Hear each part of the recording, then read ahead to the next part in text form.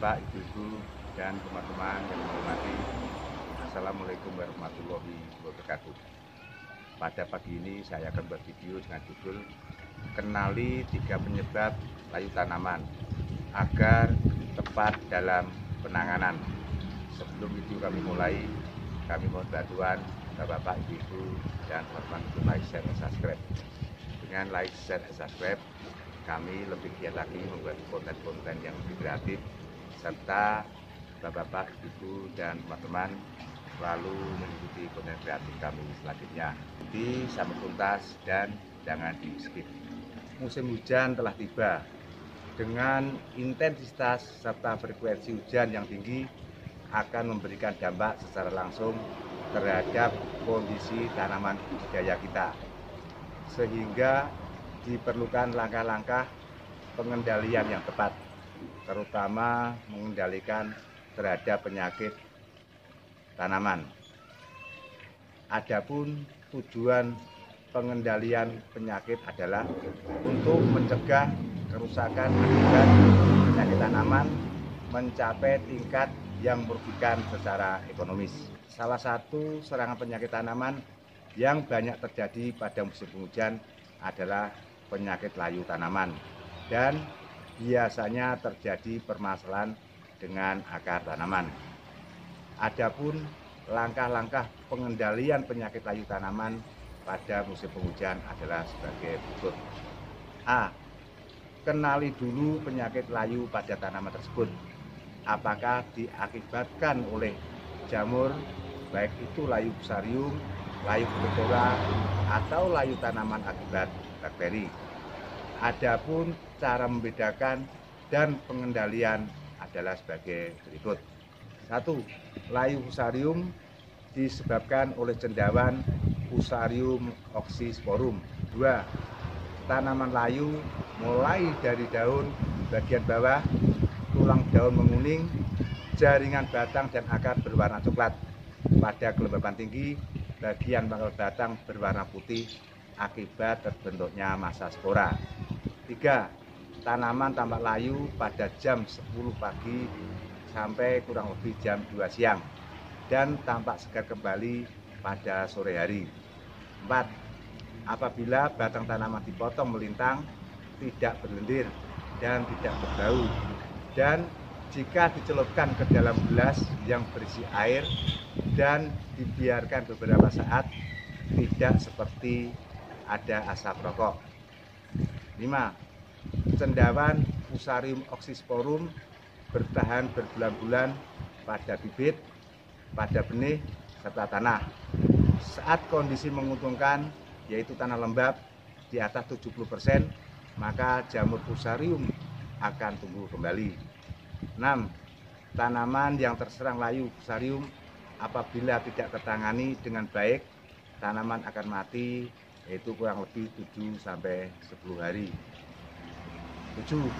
Penyakit layu fusarium menyerang pada tanaman cabai, tomat, melon, semangka, kubis, pisang, kentang, timun, terong, kacang-kacangan, dan lain-lain. Adapun pengendalian penyakit layu fusarium adalah sebagai berikut. 1.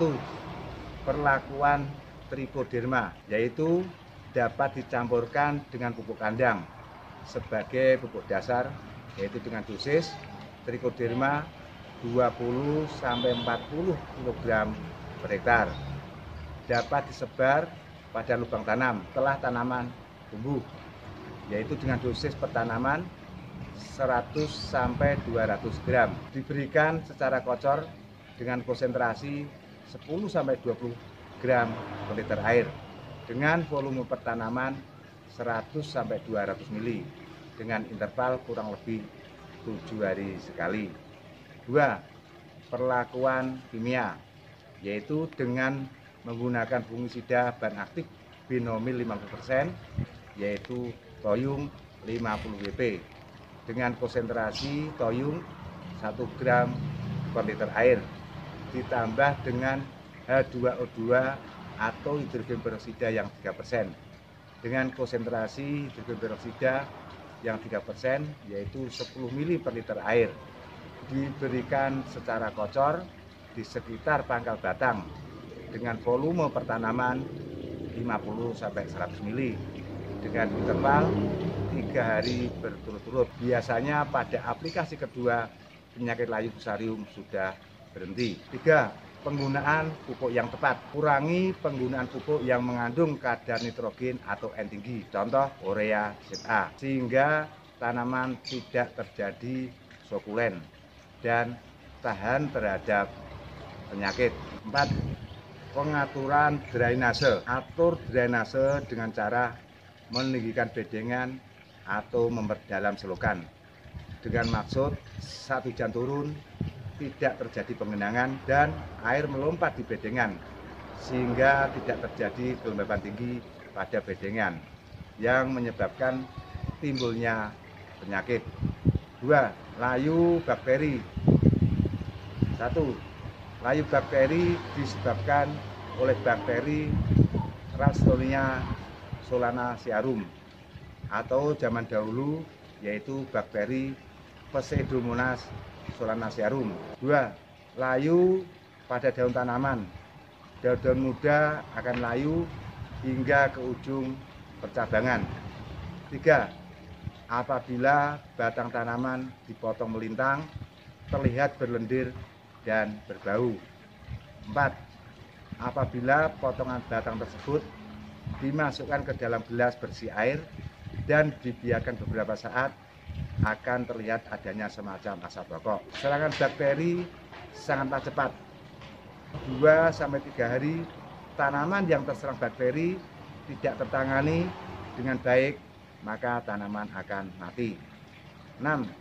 Penyakit layu bakteri menyerang pada tanaman yaitu cabai, tomat, melon, kentang, terong, dan kacang-kacangan.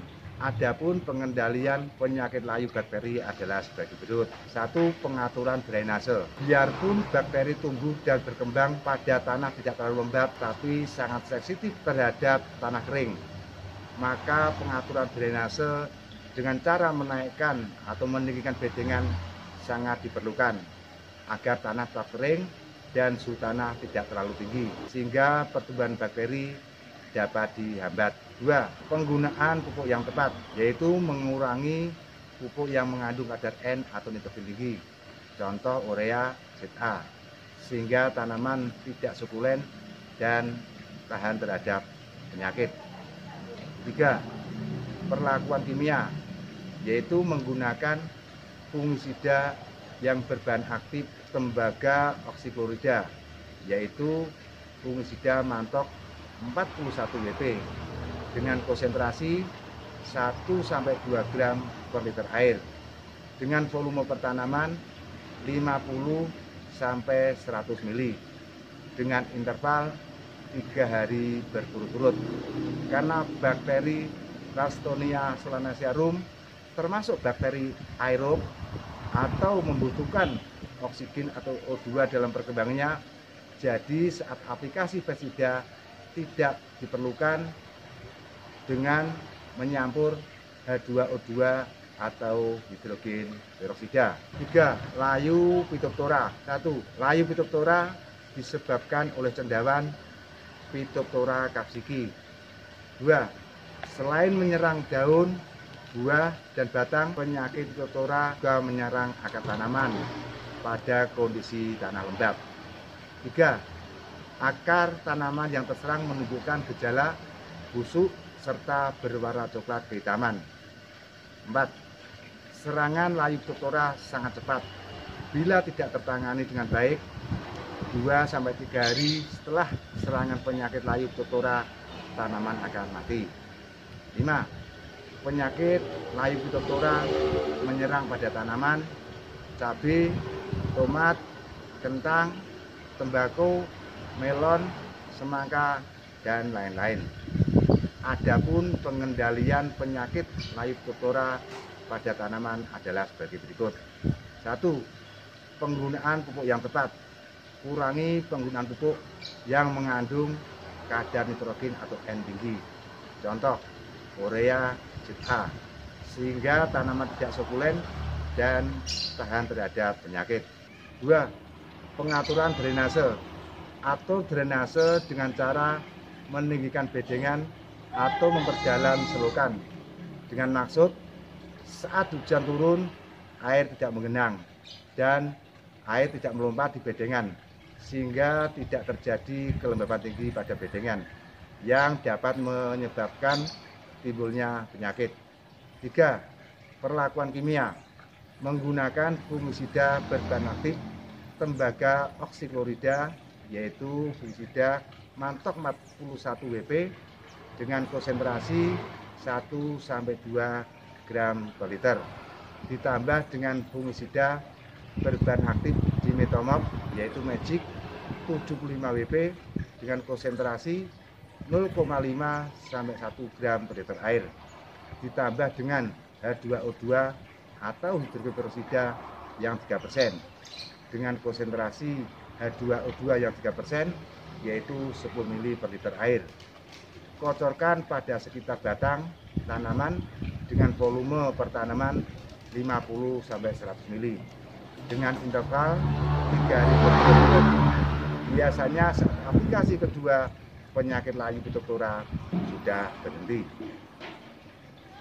Bapak-bapak, ibu-ibu, dan teman-teman yang kami hormati, saya kira cukup sekian dulu video pagi ini yang mengambil judul kenali 3 penyebab layu tanaman agar tepat dalam penanganan. Tetap semangat dan fokus. Wassalamualaikum warahmatullahi wabarakatuh.